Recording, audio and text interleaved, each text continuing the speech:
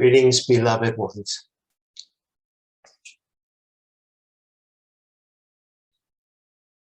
If you have pets, you may have noticed that sometimes they do things that seem instinctual.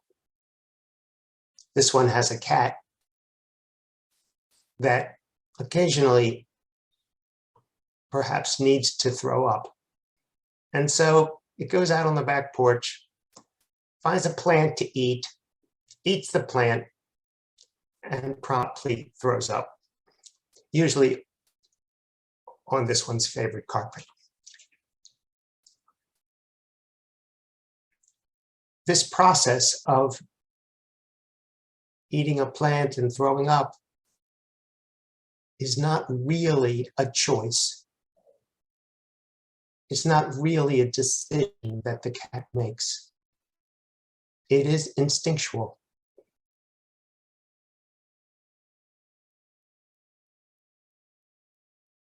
And in a certain way, there are instincts, things that are called autonomic in our bodies that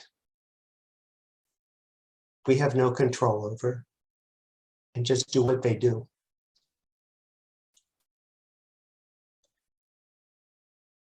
But for the most part, you have been given free will.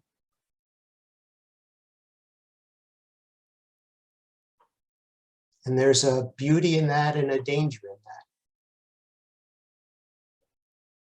You are free to create the illusion of separation.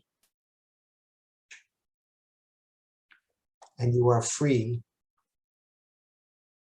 to dedicate your life to truth and to love. Without that freedom, there really is no choice. If you can't say no, then you can't say yes.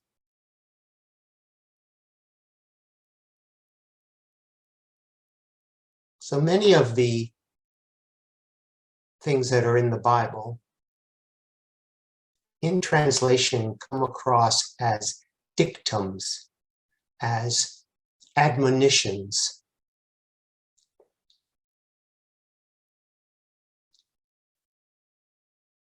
When you read, I am the Lord thy God, thou shalt have no other gods before me, or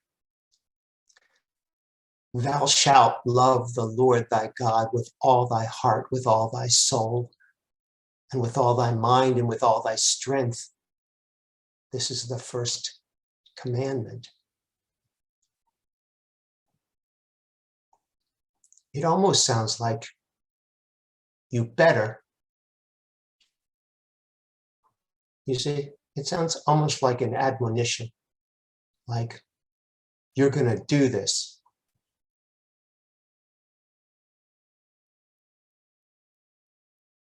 And yet, that's not really how it's designed. That's not what God wants. And that's not what you want. If so, we'd just all be instinctive, and we'd instinctively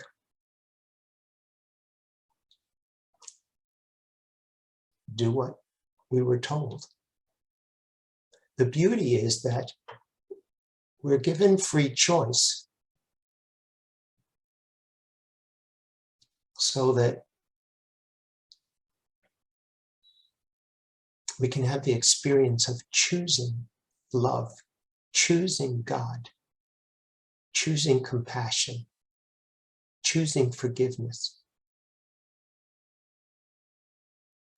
And it remains our choice for as long as we're here.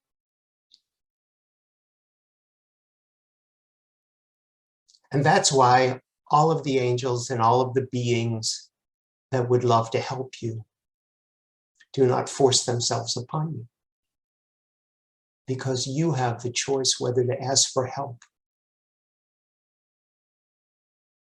And that choice is a precious thing. And when it's written, thou shalt love the Lord thy God it also has an implication for the future.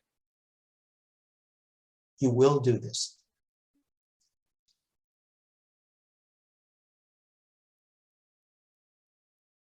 But not until you're ready. Not until you say so. Not until you choose God. Choose love. That is what makes it precious. Peace and heaven and harmony are not forced upon you. They're your choice.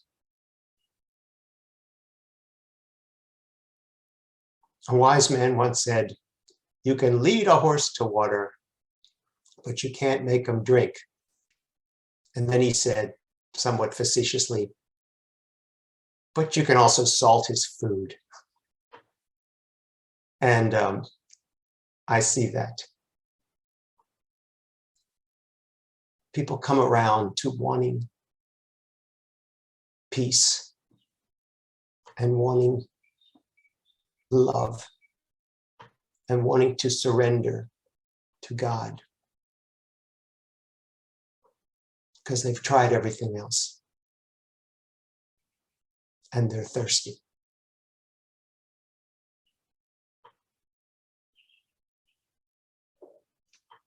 That's why the end is assured. That's why the truth does not have to convince anyone of its veracity.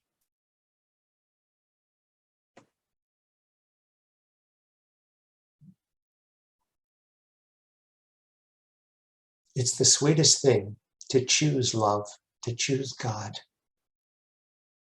but not because you're beaten down, and not because you have no other choice, but because you love the feeling of love, and you love the feeling of home, and forgiveness, and joy, and curiosity, and gratitude, and those things are of God. And so you give your life to that because that is your life.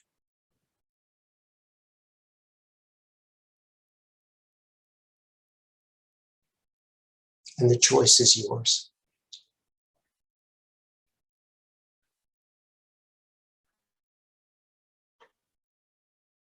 We are only love.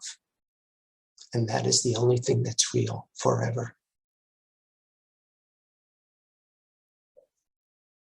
I will speak with you again soon.